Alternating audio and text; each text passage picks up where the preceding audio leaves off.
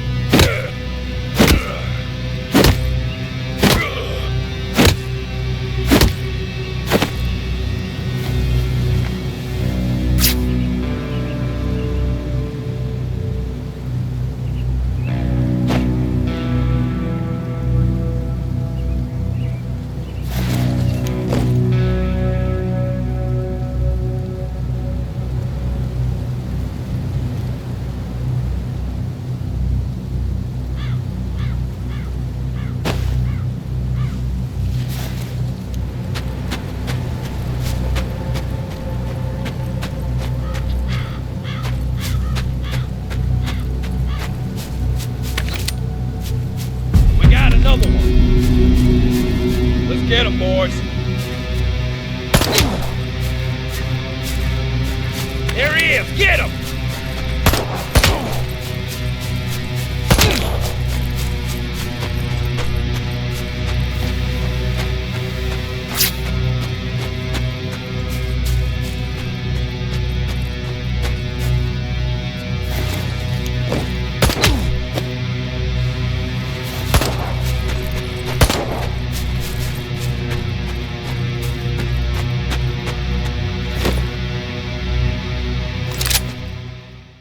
Okay, so that is As One We Survive, a father's desperate journey to save his sick daughter.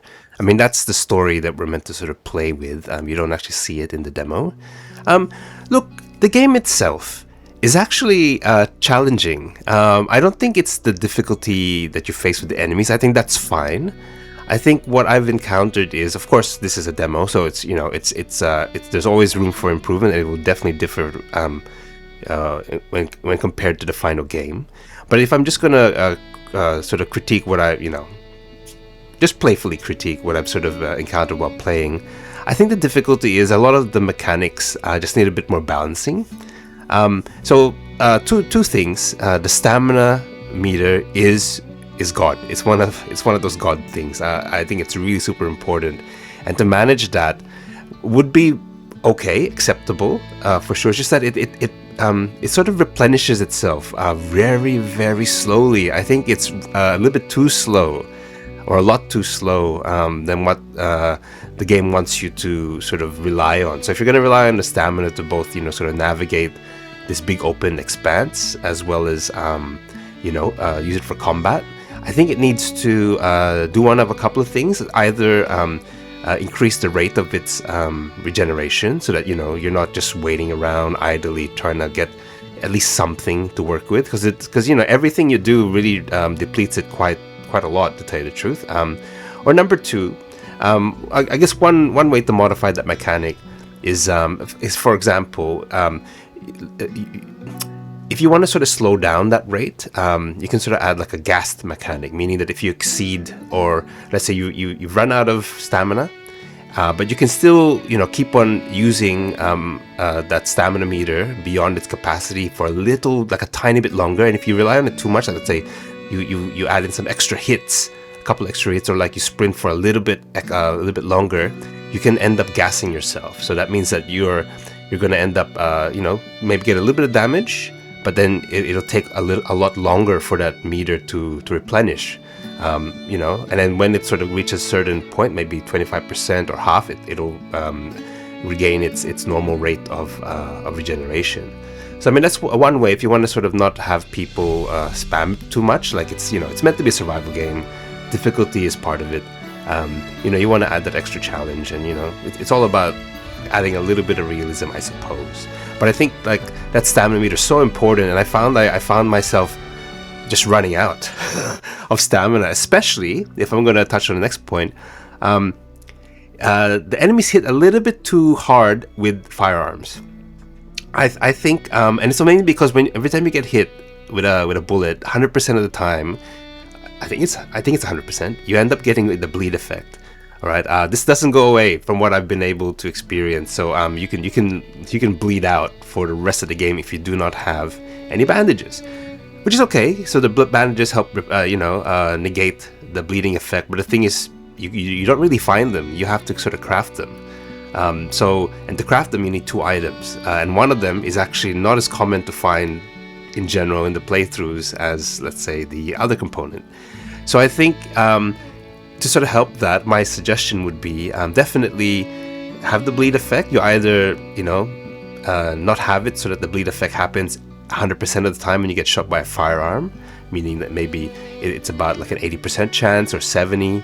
Or if you do get the bleed effect, it doesn't last for the duration of your play. Like it does run out, So let's say normally, then the body naturally, heals itself, and in a way, it can also help stop itself bleeding, depending on the severity of the wound. So you can either do that just to sort of balance it a little bit while still keeping that particular mechanic in play. So those are just sort of things I've noticed. And also probably one thing, again, this is a sandbox sort of survival component to the game. So of course, you're within a boundary, but there's a lot of walking involved. There is a lot of walking. And I know it's not a complete package, but I mean, as if I can just only sort of comment about the survival, I guess, component about this game. There's just not a lot happening between yourself moving between one location to the other, or there's I don't think there's a map system. Please correct me if I'm wrong. I haven't been able to activate it. I don't know why. But if there isn't, which is fine, I think that's totally fine.